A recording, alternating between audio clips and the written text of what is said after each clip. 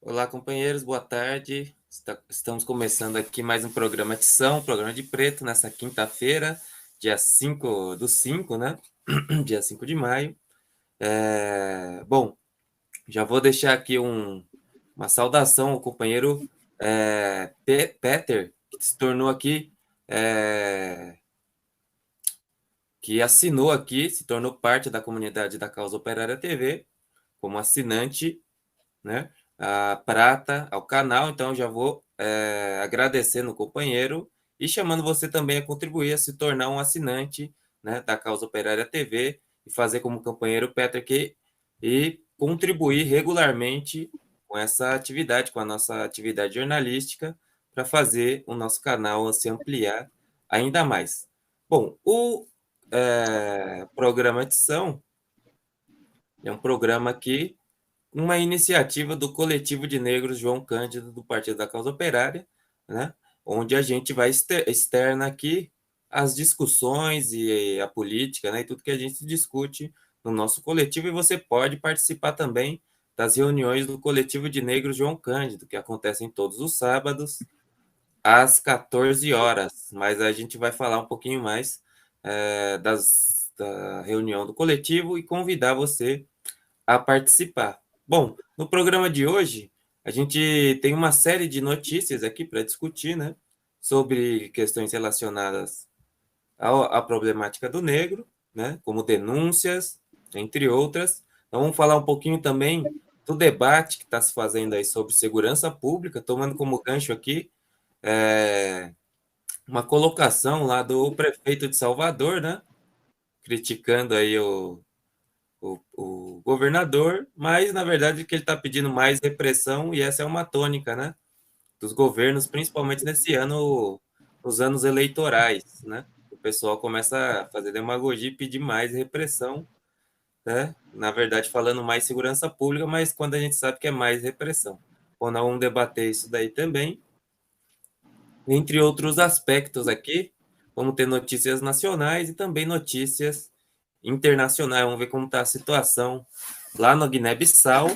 A gente falou no programa passado, né, sobre a Guiné, CONAC, chamada CONAC. Vamos falar hoje sobre a Guiné-Bissau, um pouquinho, e também sobre a crise de seca lá no chifre da África, no sul da Etiópia até o Quênia, né?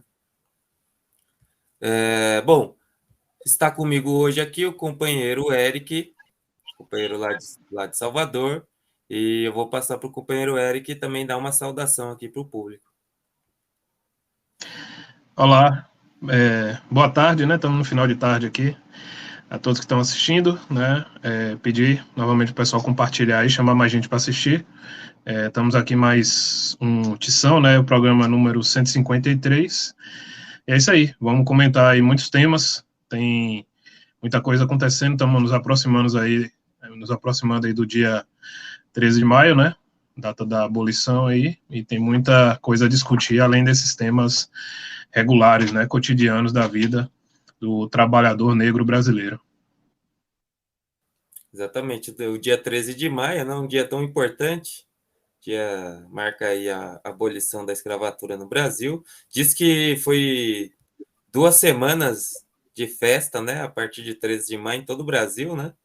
Durante 2 semanas o Brasil ficou paralisado em festa, né, com o fim da escravidão. Não vamos debater. E a abolição a gente já discutiu outras vezes aqui, né, que a esquerda pequeno-burguesa, eles não gostam da abolição, né?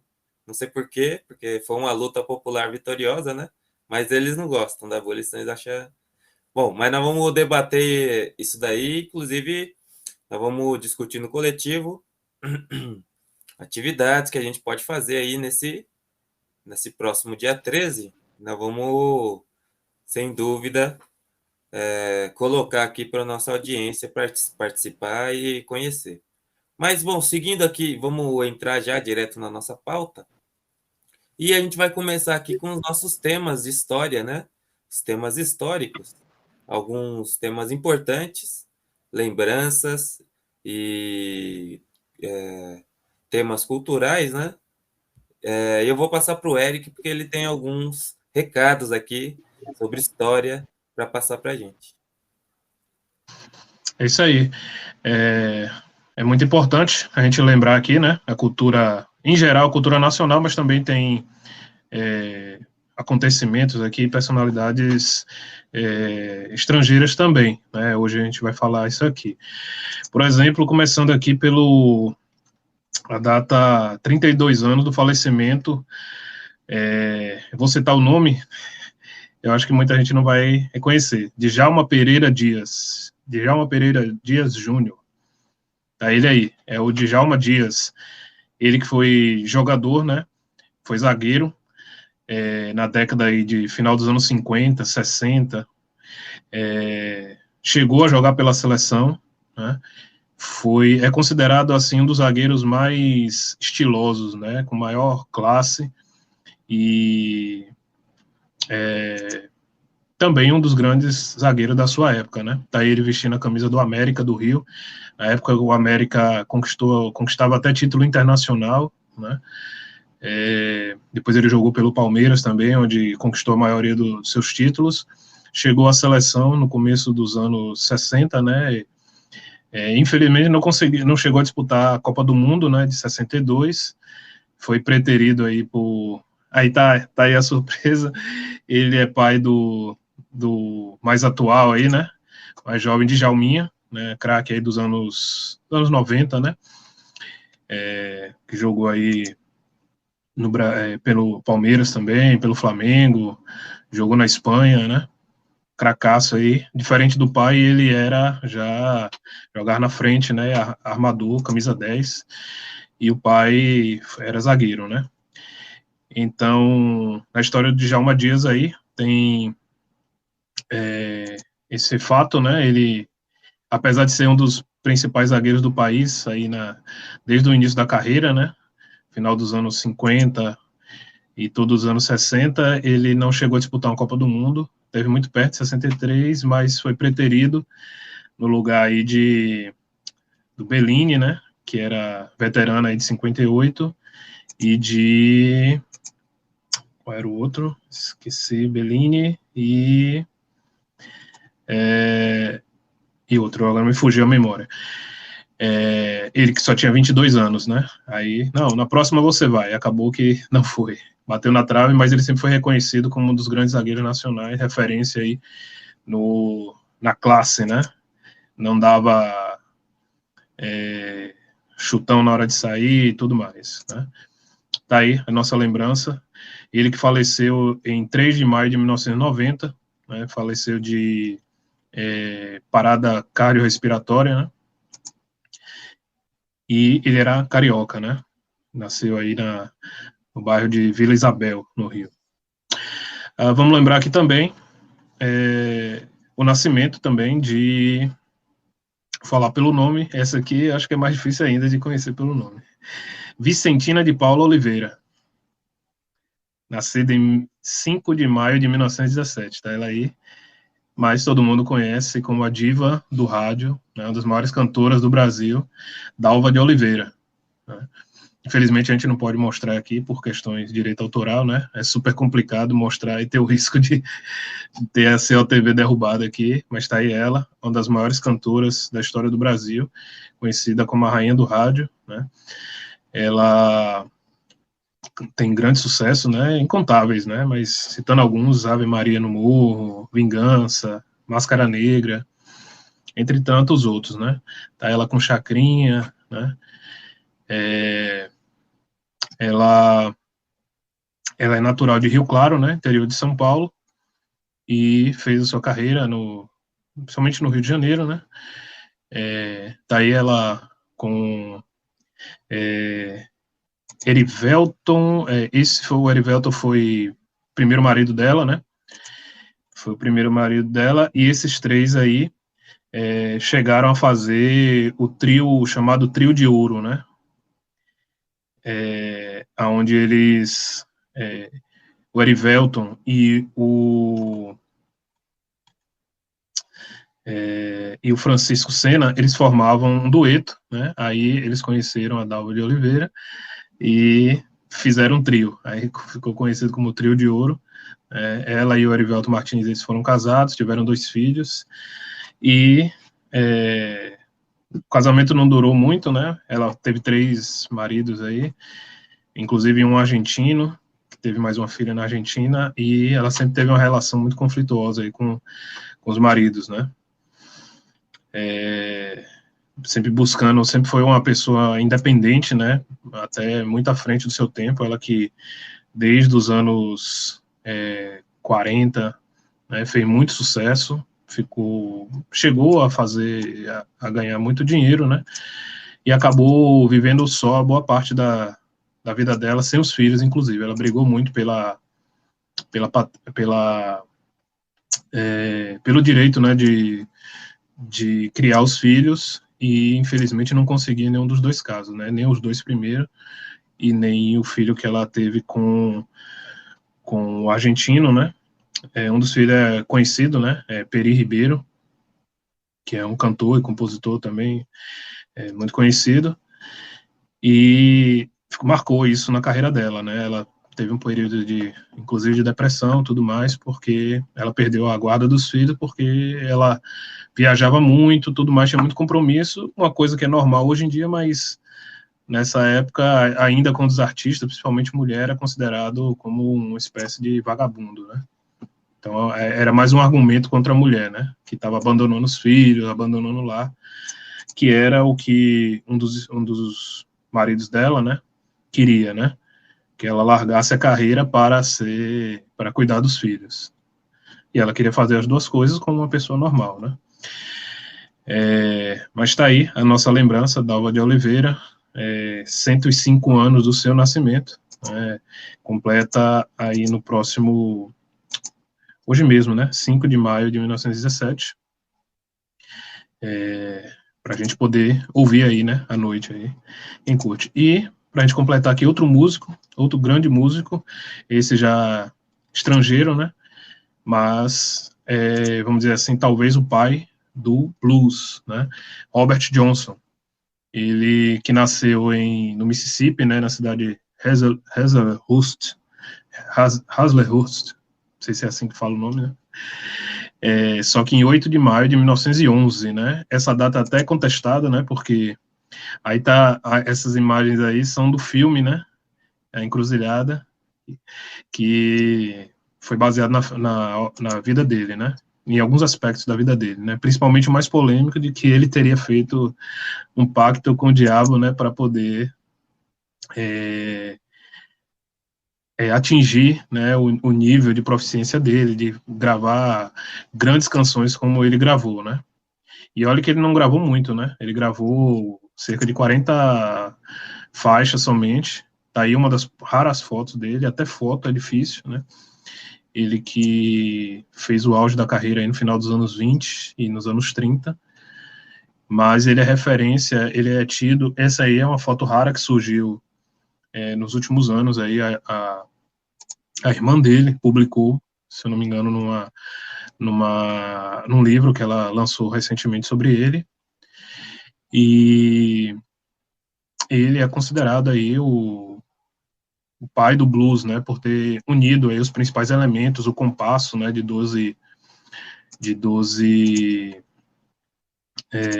padrões, né, do blues, e sem contar grandes canções, né, que criaram a referência de fato do estilo, né, uma mistura do country. Essa foto aí é até contestada, né, a própria irmã contesta que não seria ele, né, à esquerda aí, mas também é tida como uma das 3 ou 4 fotos do Robert Johnson, né. Então, tá aí a nossa lembrança, um dos maiores violonistas, né, compositores do blues, né, que criou a referência no estilo, criou o padrão do estilo. Ele nasceu aí em 8 de maio de 1911, para a gente poder, no próximo domingo, lembrar a sua obra, né. É isso aí. 3 boas lembranças que a gente faz aqui. Passo para você, Caio. É isso daí. Bom, a gente também não poderia deixar de lembrar um aniversariante, né, de hoje, que nasceu em 1818, muito famoso, né? E tem a ver, logicamente, com a luta também do povo negro, que é nada mais, nada menos do que Karl Marx, né? Que nasceu no dia 5 de maio de 1818. Vamos deixar só a lembrança aqui do Marx, importante, além das outras lembranças importantes que foram colocadas aqui no dia de hoje. Bom, mas vamos seguindo aqui na nossa pauta. Então vamos passar agora por algumas notícias. E a primeira notícia que a gente queria colocar é uma notícia que circulou bastante aí nas redes sociais, né? Que foi o tema de uma mulher, uma húngara, né? Que trabalha no consulado húngaro no Brasil, e que ela teria promovido um ato de discriminação, né? Contra uma passageira no metrô de São Paulo, né? Que teria se incomodado com o cabelo da passageira, crespo, né? Uma mulher negra, e teria, inclusive, pelo menos é o que dizem, né? Teria dito que o cabelo dela poderia passar doenças, alguma coisa nesse sentido. Bom, o que aconteceu? A população que estava lá ficou revoltada, né? Estava no trem, no metrô, perdão, e impediu que ela deixasse a estação. E ela teve que sair da estação aí, escoltada, inclusive pela polícia, aos gritos de racista. A mulher agredida, ela fez um boletim de ocorrência, né? E o próprio consulado da Hungria confirmou, né, que a mulher trabalhava lá, e que não tinha ido trabalhar na terça-feira. O caso aconteceu na segunda-feira, dia 2, né? E logo tomou conta das redes sociais pela quantidade de pessoas, né, que participaram dos gritos de repúdio à atitude racista da mulher. Bom, a gente tem um vídeo aí, se a produção puder passar, a gente já coloca e depois a gente comenta mais um pouquinho sobre esse caso. Se você continuar, eu te coloco numa cadeia. Eu te coloco numa cadeia. Ele está filmando, então fale. Ridículo! O que você falou do cabelo dela, senhora? Eu podia passar doença pra ela. Só do meu cabelo. Quem está de prova aqui que ela falou? Você está de prova que ela falou isso? Vamos chamar o segurança para resolver isso. Tá todo mundo de prova aqui. Tá? Vamos chamar, ó. Tá todo mundo de prova aqui. Tá filmando, você está errada.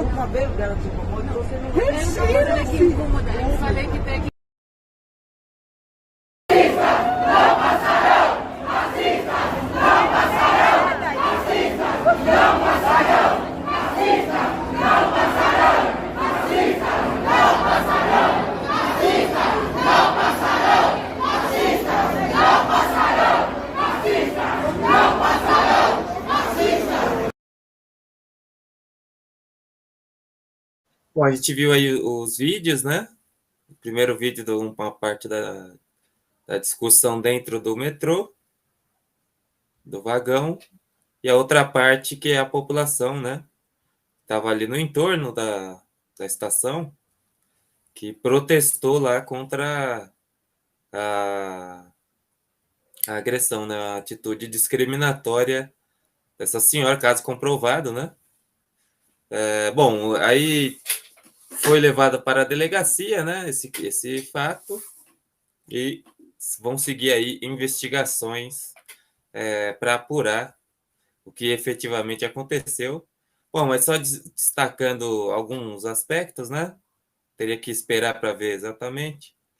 Só destacando alguns aspectos desse caso, que o importante aí, na minha opinião, né, que eu achei, depois o companheiro Eric também, se ele quiser colocar, falar uma opinião sobre esse caso, o importante, eu achei a reação popular, vamos chamar assim, embora tenha um quê de como se diz? Pode ter um quê, né, de fanatismo, assim, mas é importante a reação popular porque o problema do preconceito racial, dessa manifestação, ele só pode ser derrotado, né? Não com a simples repressão estatal, porque a repressão estatal está voltada, em primeiro lugar, contra a população negra, né? A gente vai ver aqui, inclusive, um caso desse, né? Um caso bem paradigmático assim disso, né? De que a repressão, mesmo quando ela é supostamente voltada para defender populações, minorias ou grupos oprimidos, na verdade ela é dirigida contra esses próprios grupos, né? Que são vítimas primeiras dessa legislação, dessa política repressiva.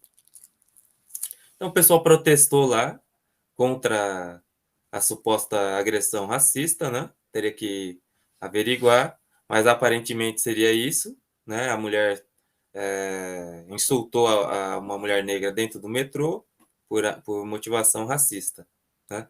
E isso daí é importante porque dessa maneira você cria, né, o clima, vamos chamar assim, para que impede, né, a discriminação racial, o preconceito racial, né? Quando você coloca, né, ou pelo menos você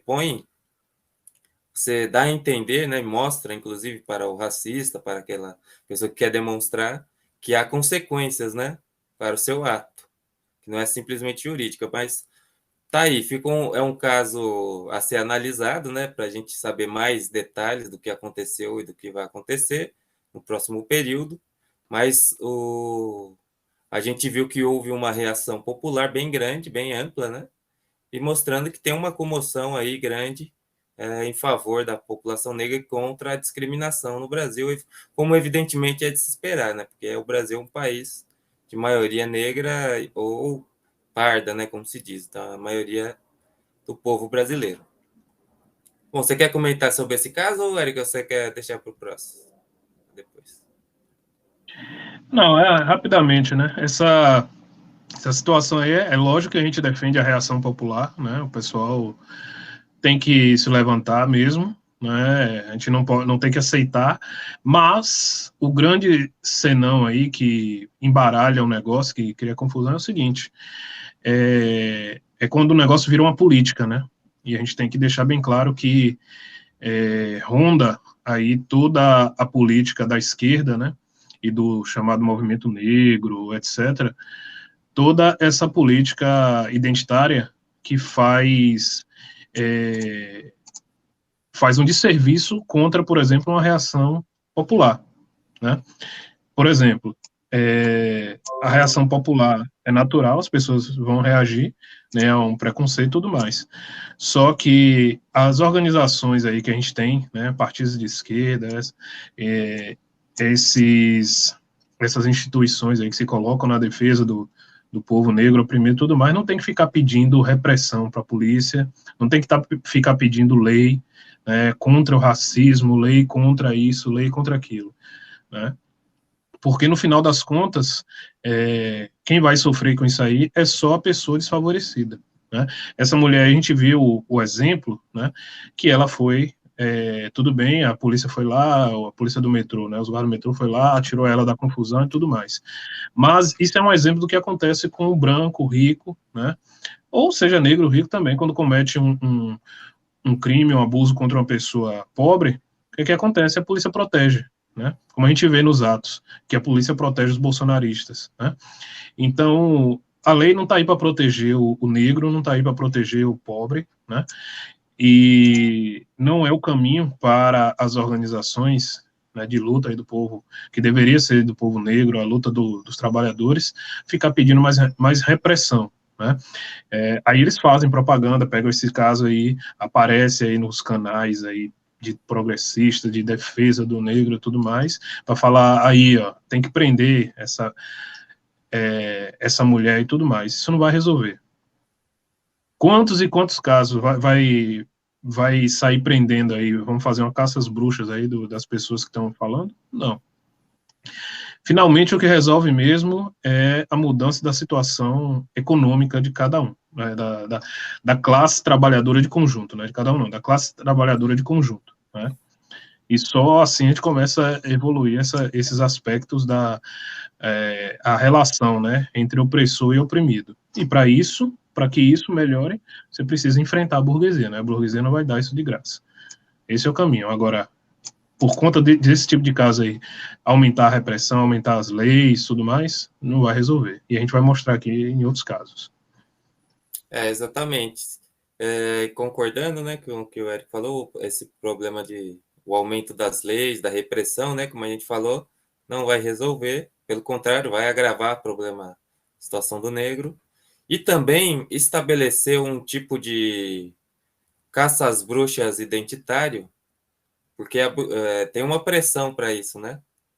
Então, por exemplo, você deve até, inclusive, tomar cuidado com as palavras, senão você pode ser colocado aí numa situação muito difícil por uma palavra qualquer, que, inclusive, nem pode ter conotação racial ou preconceituosa, mas se alguém interpretar dessa maneira, você pode ser colocado aí junto, né, dos inimigos do negro, etc. e tal. Então tem que tomar cuidado com isso, é uma coisa... A burguesia, ela incita isso daí porque é uma maneira mais fácil de lidar com o problema do negro, porque você não precisa resolver nada, né? Não precisa resolver o problema do negro. Simplesmente que você cria uma histeria de pessoas para atacar todo mundo que tenha ou que pareça ter uma opinião desfavorável. Então a pessoa tem uma opinião, ou parece que tem uma opinião desfavorável ao negro, você vai lá e ataca ela, esmaga ela, vamos supor. E esse daí seria o mundo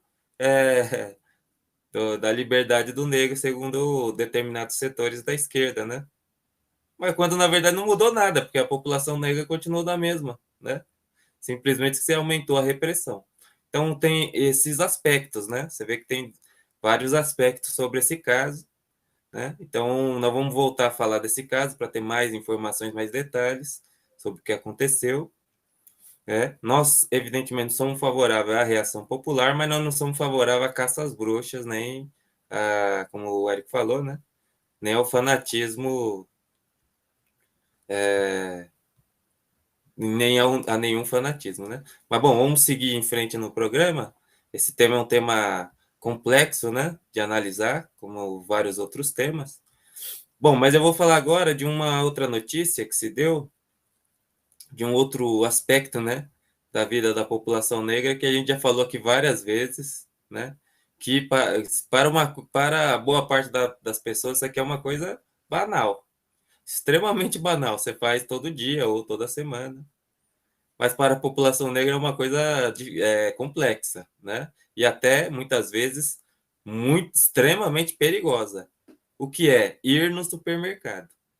É isso mesmo, ir no supermercado pode ser uma coisa até fatal, né? A gente já viu casos assim, como, por exemplo, em Porto Alegre, né? Com Beto Freitas, se não me engano, em 2021, né? O ano passado, que foi no mercado e foi assassinado dentro do mercado. E muitos outros.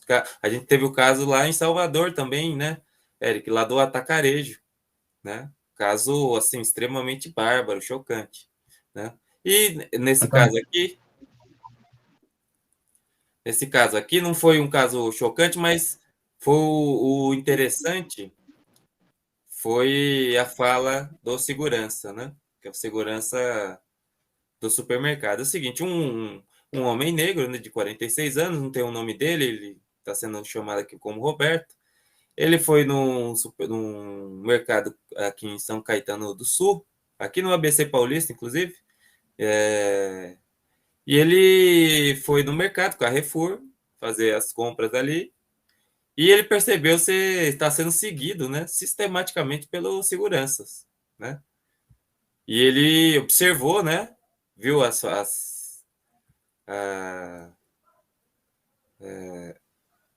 todos os seguranças, né, ao seu entorno enquanto ele fazia suas compras, e ele pegou as provas, né, de tudo isso.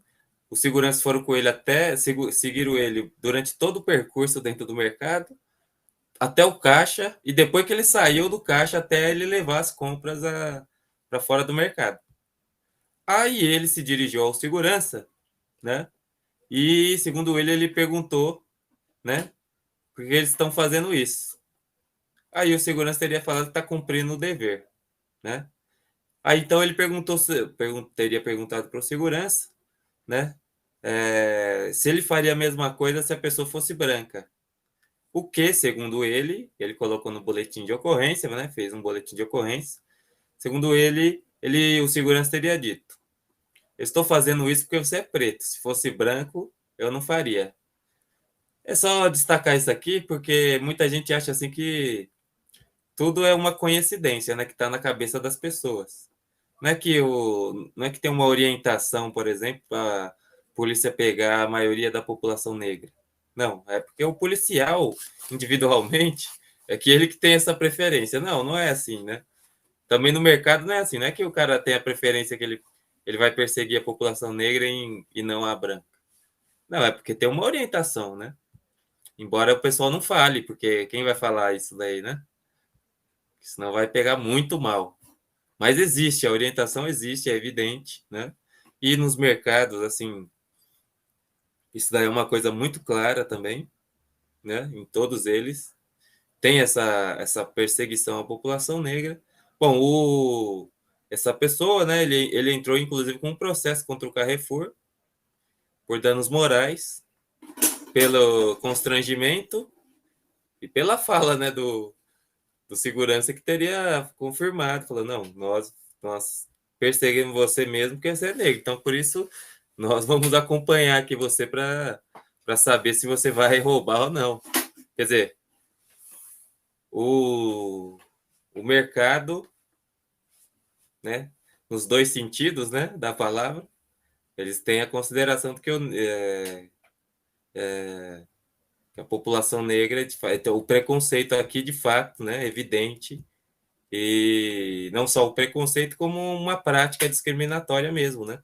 Não é só um preconceito, nesse caso aqui, no caso dos mercados, por exemplo, mas é uma prática. A pessoa vai lá e pratica a discriminação. Não é que ela só emite uma opinião preconceituosa.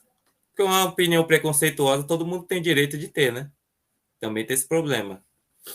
Você não pode obrigar as pessoas a não serem preconceituosas, que seria absurdo. Mas você não pode fazer uma prática. Você não pode praticar isso. Você não pode discriminar uma pessoa, porque está fora da legalidade, né? Eu não posso colocar no mercado um grupo de pessoas que está ali para impedir que a população negra usufrua do mercado, né? Que é uma coisa que está ali para todos que queiram consumir. Não posso discriminar. Embora o indivíduo possa, né, entre aspas, quer dizer, entre aspas não, ele pode ter um pensamento preconceituoso, mas não pode discriminar ninguém. Bom, por último,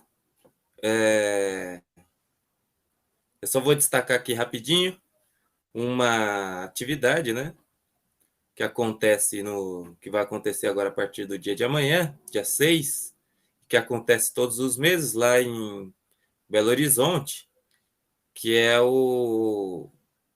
a feira conduzido pelo movimento Black Money, conhecido como Feira Mercado Negro, né, lá em BH, em Belo Horizonte, que é uma feira de empreendedores negros, né, onde se reúnem, né, esses empreendedores, fazem uma exposição, uma feira de seus produtos, etc. E tal.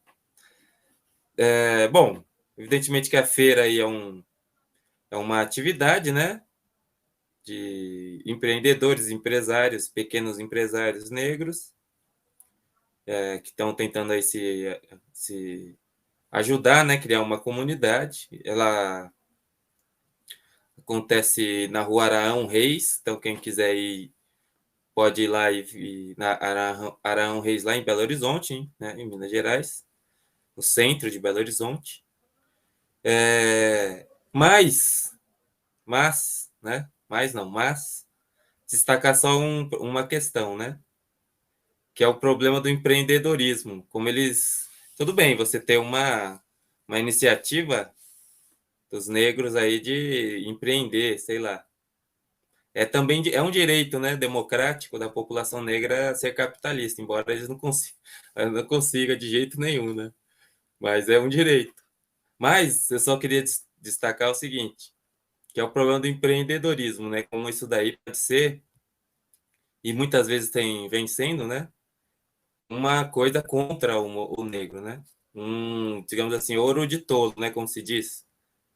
Que você engana a pessoa com o empreendedorismo. Como se... de que o problema, né? Inclusive tem a ver com a tal da meritocracia, né? Que muita gente fala. Mas o problema seria resolvido, pelo menos em alguma medida, por meio do empreendedorismo, né? Que haveria um espaço para o negro no mercado, né? E você teria que ocupar esse espaço no mercado, empreender, né? Superar os obstáculos, né? Isso daí seria uma saída para a população, né? Evidentemente que não pode ser assim, né? Não tem saída nenhuma nesse sentido. O empreendedorismo negro, ele é tal como o empreendedorismo branco, não tem diferença nesse sentido, né? É um grupo de pessoas que estão procurando aí ganhar dinheiro, né? Não tem nada a ver com uma solução para os problemas do negro, só destacar esse aspecto. E já vou passar para o companheiro Eric, se ele quiser fazer um comentário sobre os temas, e também já emendar em outros temas.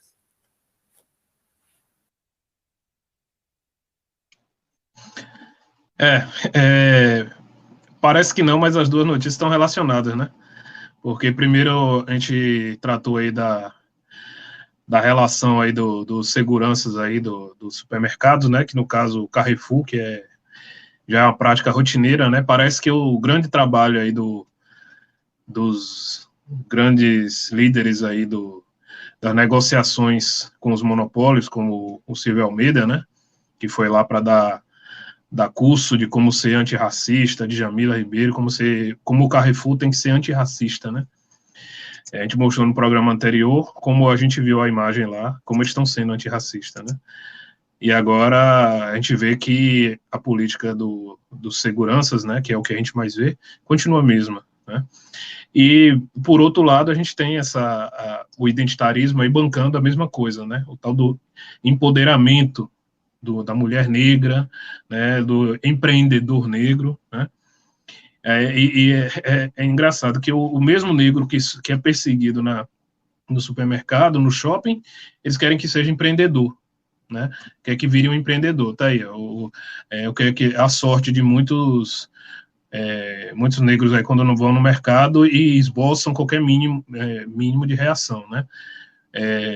Esse caso do Luiz Alberto ano passado, né? Foi ano retrasado. Ele simplesmente porque ele questionou porque estava sendo acossado pela segurança, ele foi espancado até a morte, né?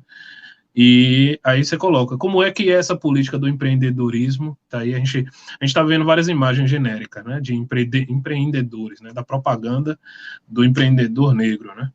Como é que isso vai se aplicar para toda a população negra no Brasil, né, que é a maioria da população, do trabalhador? Como é que isso vai se aplicar? Se você nem no mercado pode ir, né? Se nem no shopping você pode ir. A gente vê os jovens aí, periferia no dia principalmente final de semana, né? Vão no shopping, botam uma camisa bonitinha, botam um tênis, não muda nada porque a segurança vai agir com extrema repressão sobre eles, né? Essa história aqui do empreendedorismo não existe, né? Até porque para empreender, né, para abrir uma empresa, aí, seja ela pequena, micro, você precisa de dinheiro, né, capital. Onde é que você vai arrumar esse capital, né? Mas isso aí é mais uma vertente aí da política identitária, né, bancada pelo imperialismo aí, empurrando goela abaixo, né, da classe trabalhadora brasileira. E a gente vai mostrando aqui vários aspectos disso, né. Eu vou trazer outra notícia aqui, né, para mostrar mais um aspecto aí de como o movimento negro e a esquerda vai levando a luta aí contra o povo oprimido ladeira abaixo, né? A gente tem um registro aqui de que na última terça-feira, né, um jovem de 22 anos, ele foi indiciado, né, pela polícia pelo crime de injúria racial, né, em Brasília, né, no Distrito Federal. Não, desculpe, não foi Brasília, foi em Juiz de Fora. Em Juiz de Fora. Detalhe, esse jovem, depois, isso por quê? Porque ele, vou mandar uma imagem aqui para a produção,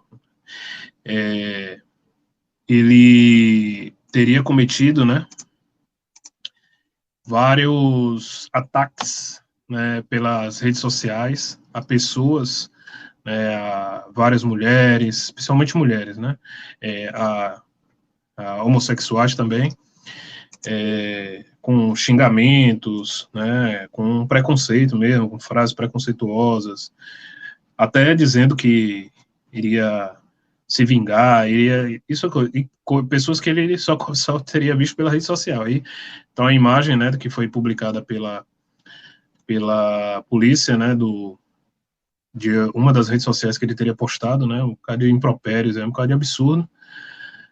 E depois, quando a grande questão se descobriu que esse jovem é gay, né, e negro, né, de 22 anos. E aí a polícia fez a diligência, né, na casa para prender, né, o jovem, e a família afirmou que ele realmente é muito, como é que fala, tem sido muito agressivo, tem brigado com muitas pessoas aí. Não ficou claro se o brigar, que até a família falou, seria fisicamente, né? Nas informações da polícia, nada diz que essa briga seria fisicamente. Até onde tudo tem sido mostrado aqui, tem sido virtual, né? E, inclusive, que o jovem estava sendo medicado, né? Tratado, passando por um tratamento psicológico, né? Psiquiátrico. E aí é que a gente coloca, né? O ponto principal. Mais um crime aí de opinião, né? Tem a questão do crime de opinião nas redes sociais, né? Porque tudo bem, né? Que são absurdos, né? Coisa que ele colocou aqui, né? Contra pessoas, dizendo até, segundo uma das vítimas, teria até ameaçado a família dela, dizendo que ia matar isso e aquilo. Mas finalmente não aconteceu nada, né? Segundo a investigação da polícia, não aconteceu nada, foram só os xingamentos nas redes sociais, né?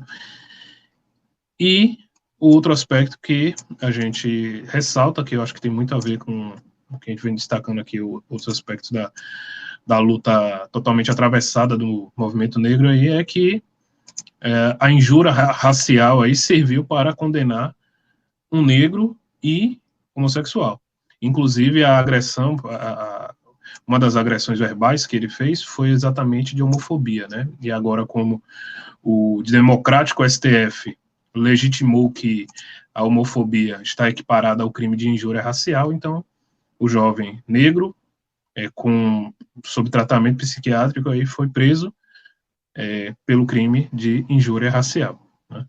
Aí a gente mostra para que serve aí a política por aumentar a repressão, né? Quem vai ser o alvo desse aumento de repressão, né? Certamente esse jovem aí não é nenhum filhinho de classe média alta, né? Quer comentar, Caio? Não, mostra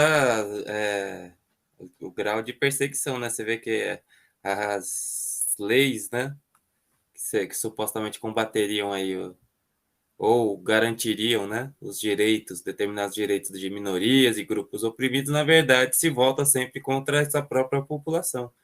No caso do jovem aí, você vê que é uma pessoa que pode muito bem ter problemas psicológicos, né? Como a própria família afirmou. No entanto, ele está sendo aí perseguido, preso, né? Por declarações na rede social. o que ele disse é absurdo, mas é uma declaração na rede social, não tem um impacto maior, né? E, bom, se isso se estabelecer, virar jurisprudência, como já está virando, né? Você pode ser preso por falar qualquer coisa, né? Nós estamos vivendo nesse período agora. A opinião pode levar uma pessoa à cadeia, né? Isso é uma coisa muito grave. E quem que vai para a cadeia? É o caso do Daniel Silveira, né?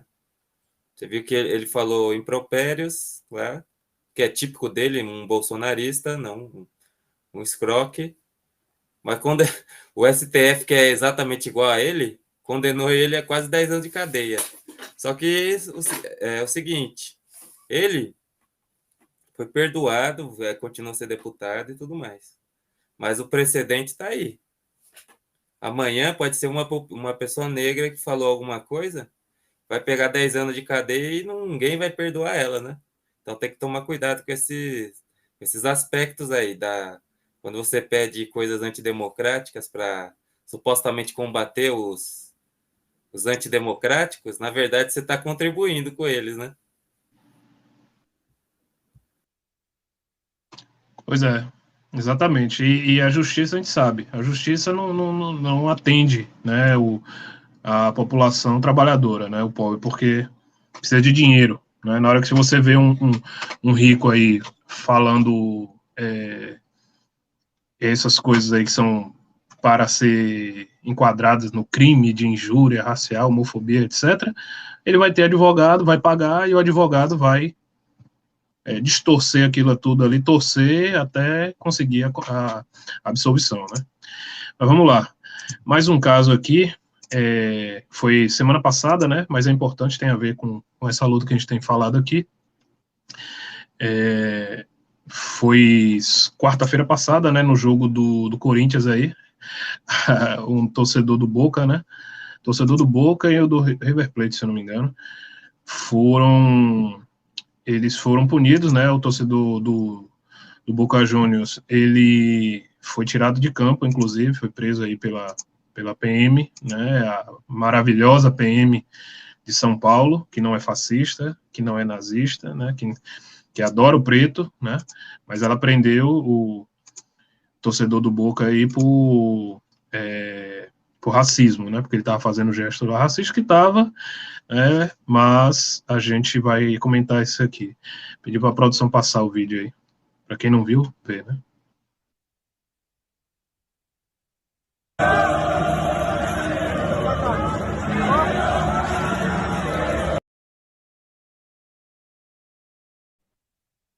Então, tá aí.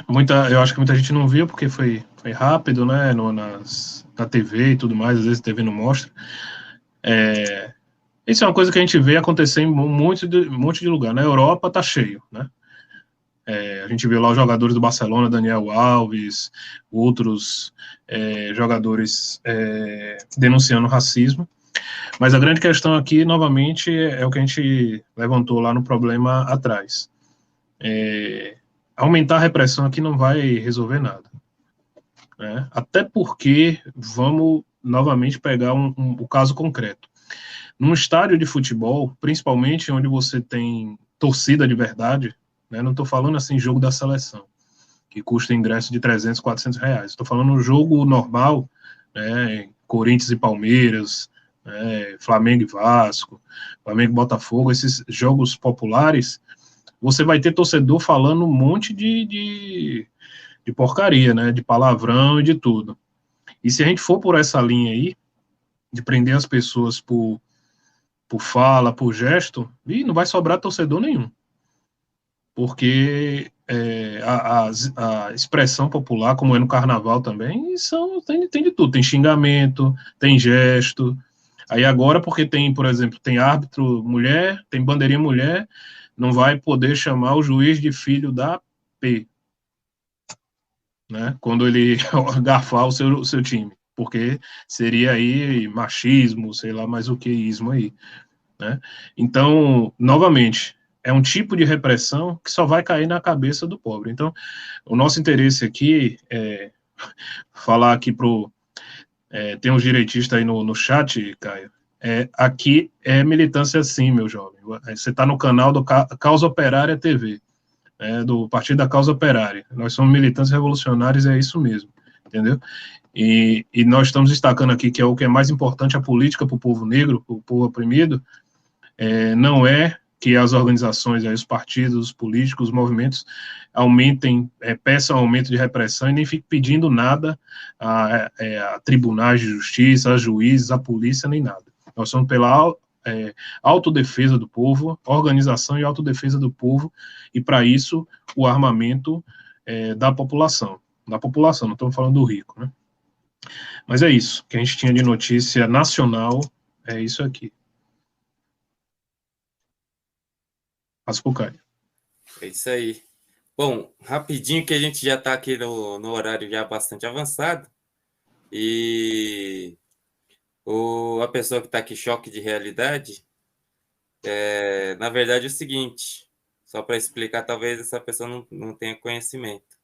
Nós não defendemos a prisão de ninguém, muito menos por falar, né? Nós defendemos, pelo contrário, a liberdade de expressão. Nós estamos mostrando aqui como, quando você ataca a liberdade de expressão de um ser escroto como o Silveira, mas, na verdade, o objetivo não é atacar a liberdade de expressão dele só, mas de todo mundo, né? Então, esse que é o aspecto. E, para a gente seguir, eu só vou falar duas notícias aqui, bem rapidinhas, internacionais, para a gente pegar aqui rapidinho a última pauta, que é o seguinte. A primeira notícia internacional é da Guiné-Bissau, né, um país africano,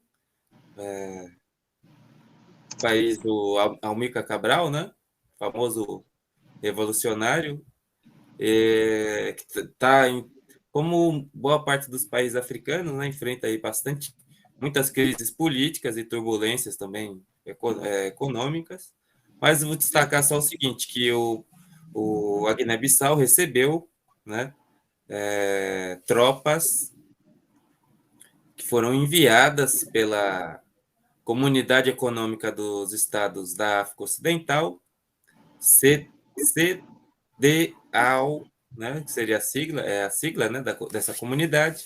É uma comunidade econômica de alguns países ali da África Ocidental. Por quê? Por conta de tentativas de golpe de Estado, ou pelo menos aparente tentativa de golpe de Estado, que teria ocorrido, né, alguns meses atrás, e essas tropas da comunidade econômica estariam aí para ajudar, né, se é que possível isso daí, o país. Bom, é uma intervenção estrangeira, né? São tropas estrangeiras sendo enviadas para um país, e o que gerou críticas da oposição e, inclusive, críticas da própria população, que se colocou contra o envio, né, a ingerência de um organismo internacional, que não é um organismo imperialista, tá? É uma comunidade econômica da África, mas é um organismo internacional que está se colocando aí, colocando uma tropa que não é grande, mas está colocando uma tropa dentro de um país soberano. Bom, e a outra, mas aí a gente teria que acompanhar, né, o desfecho dessa crise e acompanhar certinho os últimos acontecimentos na Guiné-Bissau, que tem passado aí por vários golpes. Tem um golpe, né, há 10 anos atrás, outra tentativa de golpe mais recentemente. Então, teria que acompanhar mais de perto esse desenvolvimento aí político da Guiné. E a outra notícia internacional também vem da África, que é uma notícia também grave, que é a expectativa, né, de que pelo menos 20 milhões de pessoas estejam aí ameaçadas de fome por conta das secas recentes no Chifre da África, que é uma região que pega aí desde Haiti, do sul da Etiópia, o Quênia e vai até a Somália, né? No último período, você teve a baixíssima baixíssimas precipitações, chuvas, inclusive uma praga, né, de gafanhotos que devastou aí parte da agricultura do local. A população do local que vive da agricultura, né, são agricultores, pequenos agricultores e pecuaristas, né, pessoas que vivem ali do trabalho da terra, dos familiares, e estão colocados aí numa situação crítica de fome por conta disso, né? São pelo menos 20 milhões de pessoas afetadas e que podem sofrer drasticamente com essa crise lá no chifre da África. Assim como também em outros lugares, né? A gente falou um pouco aqui que em outros lugares também estão sendo afetados tanto por secas como pela guerra, pelas guerras.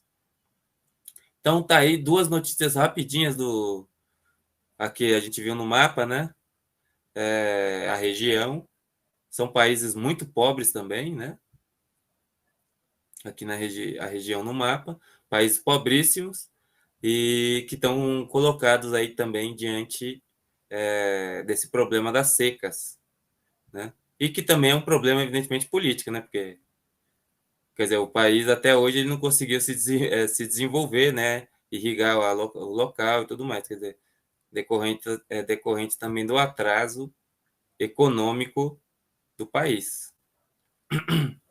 Então, não estão aí 20 pessoas ameaçadas de fome mesmo, né? Porque, inclusive, a ONU ela tem várias classificações, né? Para enganar as pessoas. Então, tem insegurança alimentar, grave insegurança alimentar, né? Extrema insegurança alimentar e fome.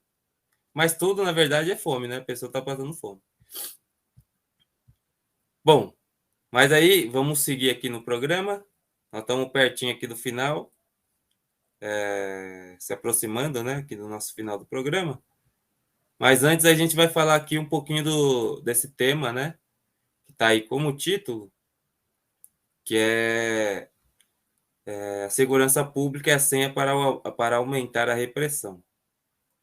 Porque nessas épocas de eleição a gente sempre vê ressurgir o problema da segurança pública. Inclusive, isso daí é uma senha, né, para políticos de esquerda, pequeno-burgueses de direita, né? Todos eles falam de segurança pública e enchem a boca assim, né, para a segurança pública. Falar segurança pública. Bom, eu vou citar aqui só o caso do prefeito de Salvador, né, o Bruno Reis, que é do União Brasil, né? E recentemente ele uma colocação, né?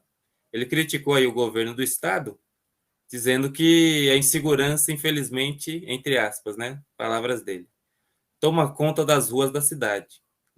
Infelizmente, temos que viver no estado mais violento do Brasil, com maior índice de homicídios. Virou coisa comum assaltos e bares, restaurantes, postos de gasolina, e o que tinha diminuído muito, que era o assalto e furtos a ônibus, voltou a acontecer. Nesse caso específico, o prefeito não gosta de transferir responsabilidade, mas a segurança é responsabilidade do Estado. Aí ele dando uma criticada aqui no governo do PT, né, do Rui Costa, que é também extremamente repressor. O companheiro Eric, que é de lá, né, pode falar melhor para a gente. Mas é esse problema da segurança pública, né? Como os políticos de direita, eles tentam enganar a população com isso daí. Evidentemente que o problema que ele levantou aí não é um problema de segurança pública, né? É um problema econômico, né? O país está sendo destruído economicamente e as pessoas estão sendo jogadas aí em situação cada vez mais precária. Então, vou passar para o Eric, se ele quiser fazer um comentário, esclarecer para a gente um pouco. Tem pouquíssima repressão aí em Salvador, Eric? Tá de brincadeira, né? Tá de brincadeira o ventríloco aí, o boneco de ventríloco do ACM Neto, prefeito de Salvador atual, em dizer um negócio desse, né? Assim, o que ele quer dizer é que falta investimento, né? Falta investimento na polícia da Bahia, né? E a gente deixa muito claro, né, que esse negócio da criminalidade, como eles chamam, né, não tem nada a ver com investimento na polícia, até porque a polícia é parte do problema, né? A gente já deixa muito claro aqui que na questão, por exemplo, do tráfico de drogas, né, que é tão falado aí no dia a dia dos programas aí de derramamento de sangue, né, que aparecem na TV aberta. A polícia está diretamente envolvida, né, com a entrada de drogas em muitos lugares, em muitas periferias, né, com a entrada de armas no país também, né, todas as polícias. E o abuso econômico, né, dessas populações. Aí, como a gente vê o caso de milícias, né, criadas por policiais, a paisana ou ex-policiais, que ainda estão ligados à estrutura naturalmente. Também o caso de policiais de farda mesmo, que entram nas favelas para poder cobrar o seu pedaço, né, o seu território e o seu poder, né? E toda essa violência, além dos crimes que a gente vê, né? O que chega no noticiário, por exemplo, de uma morte pela polícia, que é sempre troca de tiro, né? Quando a polícia entra num local que é noticiado uma morte, é sempre troca de tiro, né? Só que a gente sabe muito bem que isso aí não é realidade, né? Porque isso aí é a imprensa nacional, né, reproduzindo a versão da polícia. É a polícia que dá essa versão, e a gente vê dia após dia, em todos os casos, como aquele caso que a gente noticiou semana passada, do jovem que foi baleado lá no Jacarezinho, onde atiraram com um fuzil no peito do jovem que estava vendendo roupas, né, foram apresentar no outro dia de manhã drogas e armas para tentar plantar provas contra o jovem lá e tentar justificar, né? A prática é essa, né? Eles atuam de forma diversa, né? E essa conversa, outra coisa também, o governo do Rui Costa aqui, se tem um setor que gastaram dinheiro, né, foi com a polícia, né? Todo mês a gente vê a inauguração de novas viaturas, helicóptero, né, e mais equipamento, esse e aquele, né. Eu mesmo presencio vários aqui, que eu moro próximo de uma região que sempre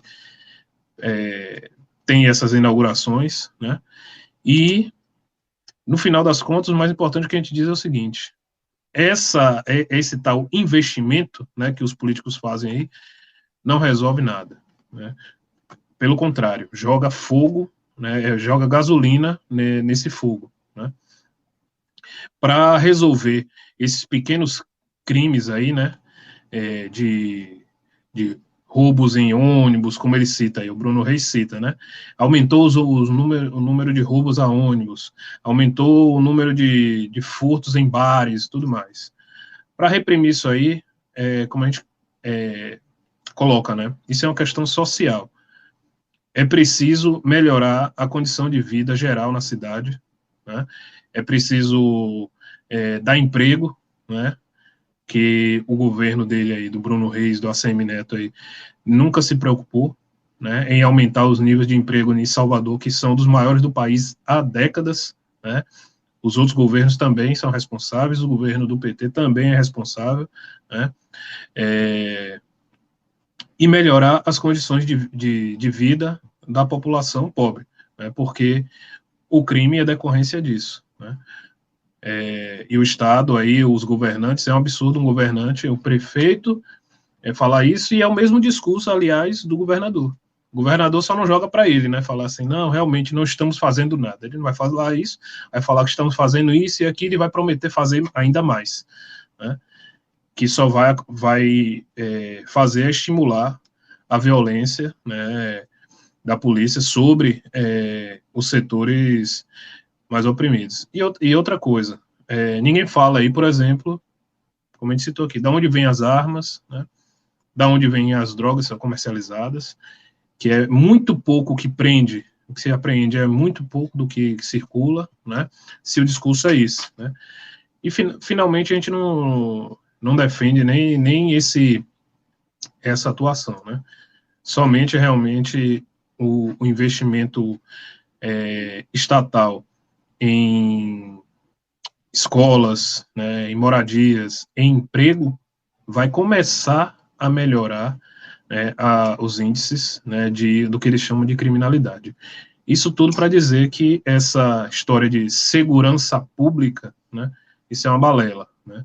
Isso é simplesmente o argumento para continuar aumentando os gastos com a organização das polícias, né?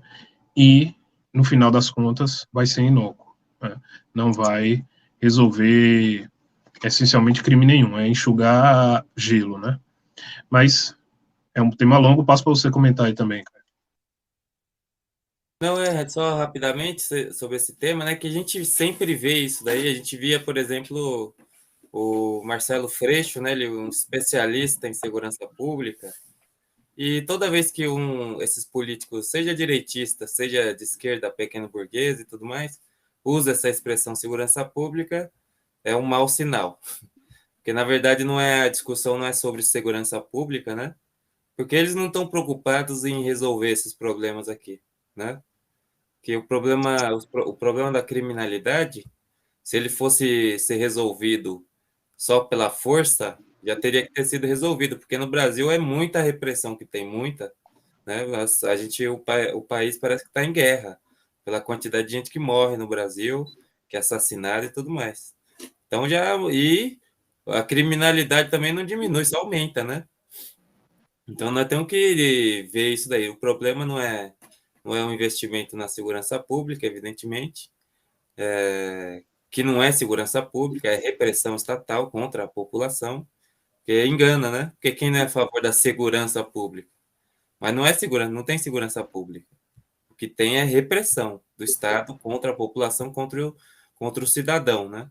Seja ele bandido ou não, né? É repressão contra todo mundo, em particular contra a população pobre, negra, trabalhadora, né? Esse é o fundamental do que eles chamam aí de repressão. A gente está vendo, inclusive, partidos de esquerda estão lançando até capitão da PM para ser candidato, né? Como o PSTU, se eu não me engano, né? Está lançando um capitão, é uma coisa verdadeiramente absurda, louca, né?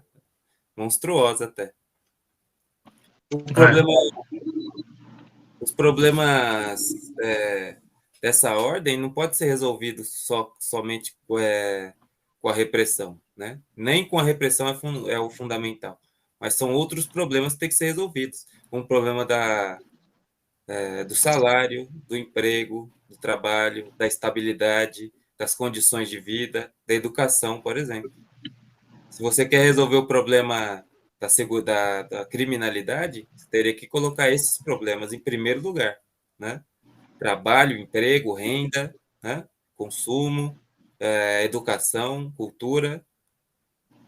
Mas como a gente vê que é toda uma farsa, na verdade eles usam a criminalidade, né, como um espantalho para aumentar a repressão contra todo mundo, contra a população em geral.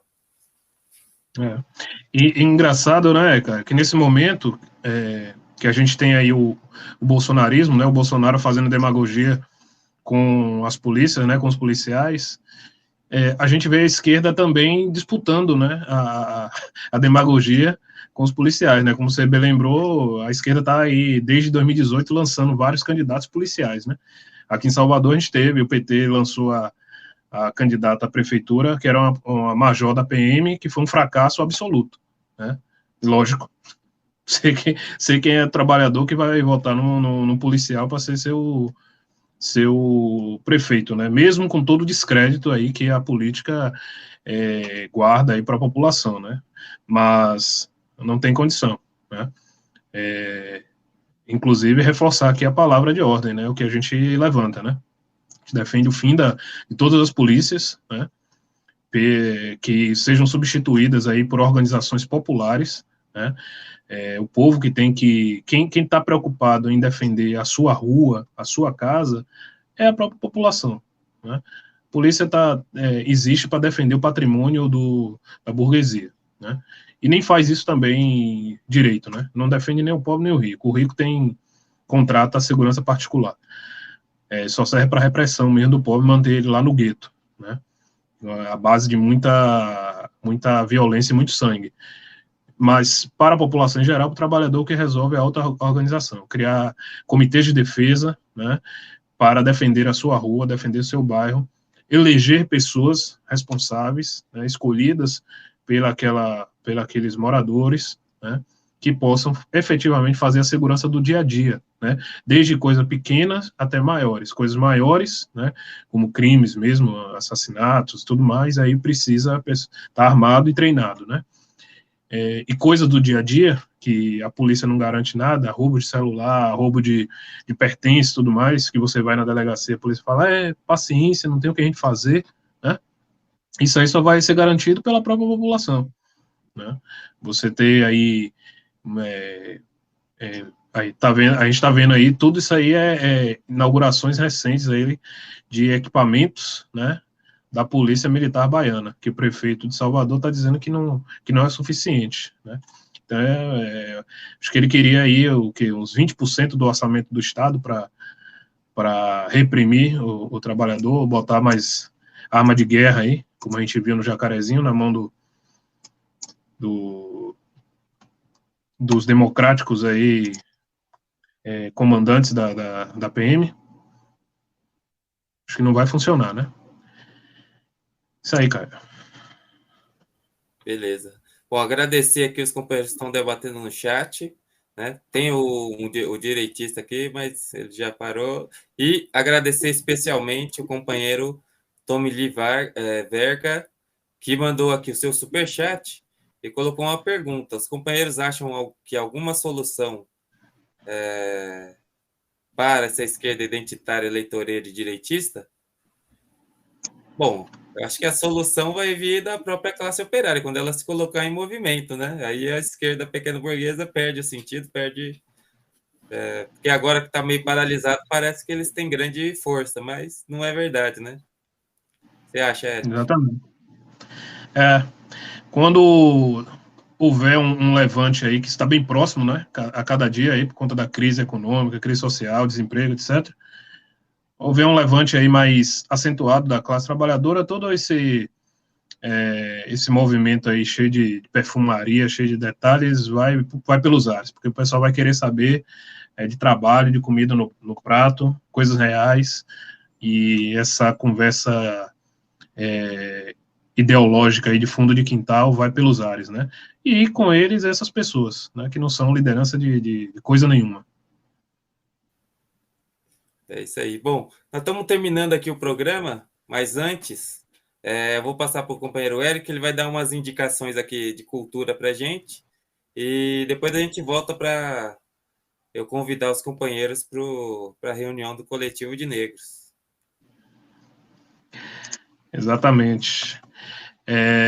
Bom, falando aqui sobre cultura, né? Primeiro, também é cultura, né? A gente queria indicar aí as redes sociais do rei do futebol, né? O Rei Pelé, que ele tem feito vários pronunciamentos, né? Principalmente o Instagram. Ele, pelo que eu vi, ele usa bastante o Instagram, né? É o que ele usa. Ele parabenizou aí alguns dias atrás aquele atacante agora do Real Madrid, Rodrigo, né? Uma mensagem até bonita para um jovem, né? Pelé que não precisava fazer isso, né? E também ele se pronunciou aí, vamos dizer assim, parabenizando, né? E fazendo uma reverência aos muçulmanos, né? Que no último domingo, se eu não me engano, né? Terminou aí o período do Ramadã. A gente viu várias imagens aí, infelizmente, né? Do Estado sionista fascista de Israel violentando e impedindo, inclusive, que muitos palestinos entrassem lá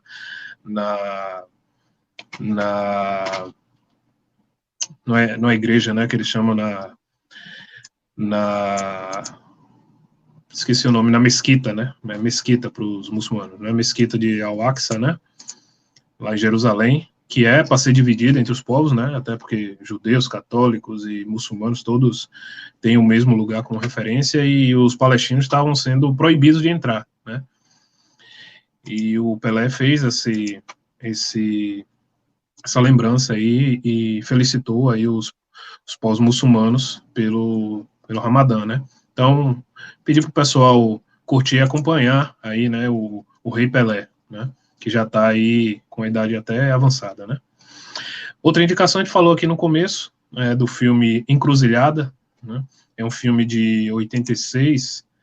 A gente mostrou algumas imagens, se a produção puder passar novamente aí, lá no começo. É um filme que é baseado, né, nesses mitos da história, tá aí o filme, da história do Robert Johnson, né? Esse filme, ele é de 86, né? E ele tem aí o ator que ficou conhecido, né, como Daniel San, aí que fez o filme Karate Kid, né? Tocando, e ele é meio que uma história, né? Ele vai atrás da última música, né, não gravada aí do Robert Johnson, né? Teria um mito que ele teria prometido que ia gravar 30 músicas e gravou 29, e ele vai atrás e finalmente, no final ele se defronta aí com o guitarrista do Diabo, né, que foi interpretado por ninguém menos do que Steve Vai, né, um dos maiores guitarristas de todo mundo. E eu indico aí esse filme para a gente lembrar do Robert Johnson, né. E outro filme também, para lembrar aqui um pouco da questão negra também dentro do esporte, né, é o filme King Richard, né, que fala da história aí das irmãs Williams, né, Serena e Venus Williams, que são tenistas, né, e elas, assim, têm uma longa história, mandar a imagem aqui, se a produção puder colocar, rendeu, inclusive, aí o Oscar, aí, né, de melhor ator pro Will Smith, né, e conta a história das irmãs, né, da família e tudo mais, e elas são um caso vamos dizer assim, a palavra não é sucesso, né, mas um caso importante aí, de duas esportistas que venceram vários tipos de preconceito, né, desde a juventude para jogar tênis, né, imagine no começo dos anos 80, meados dos anos 80, né, jogar tênis em qualquer lugar do mundo, nos Estados Unidos também, tinha muito preconceito, elas romperam isso aí, o pai dela também, que era esportista, rompeu, e se tornaram aí duas das maiores atletas da modalidade, né, a Serena, inclusive, é considerada aí a maior jogadora de todos os tempos, né, e vale a pena aí conferir mais essa história, né. É isso, Caio. Beleza, bom, companheiro, nós estamos terminando aqui o programa, mas antes eu vou convidar vocês a participarem das reuniões do Coletivo de Negros João Cândido, que acontecem todos os sábados às 14 horas, e essa reunião, ela também é uma reunião virtual, então você, de qualquer lugar do Brasil, de qualquer região, pode também participar conosco dessa reunião, né? Nessa reunião a gente discute, a gente aprofunda nossas análises, né? A gente debate uma série de temas, além de discutir também os canais de imprensa do coletivo, como a nossa revista João Cândido, está para sair aí uma novinha, que saindo do forno, a revista João Cândido, nós vamos falar dela aqui no próximo programa, e a gente discute também as nossas atividades, as nossas campanhas, né? A nossa intervenção no interior do movimento negro e do movimento dos trabalhadores. Então, eu vou convidar você a participar nessa semana, né? Nós vamos discutir um pouco aí também da questão da assinatura da Lei Áurea, né? Da abolição, que vai aniversariar, né? Na próxima semana. Na próxima sexta-feira, sem ser amanhã, na próxima sexta-feira. Então, eu vou convidar vocês a participar e você pode encontrar o Coletivo de Negros João Cândido nas redes sociais. Você pode ir lá no Facebook e colocar lá Coletivo de Negros João Cândido, arroba Coletivo João Cândido. Você vai achar a comunidade do coletivo, você pode mandar mensagem e você pode, por lá, se informar também sobre todas as nossas campanhas, inclusive adquirir a nossa revista. Você também pode procurar o Coletivo de Negros João Cândido no Twitter e também no Instagram, né? Então, você entre em contato conosco, mande sua mensagem, né?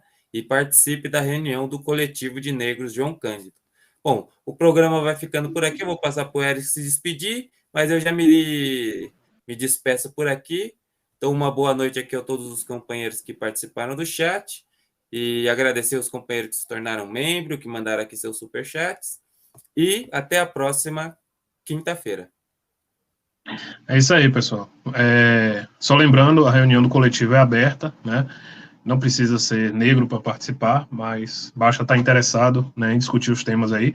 Muito interessante, como o Caio falou, a questão da abolição aí, né? Como o movimento negro levanta aí, foi abolição ou não, né? Inclusive, alguns falam que não mudou nada, o negro está igual a antes da abolição, né? E a gente vai discutir essa polêmica aí. Participe, né? Qualquer pessoa pode participar, sábado às 14 horas. Isso aí. Boa noite. Tchau, tchau.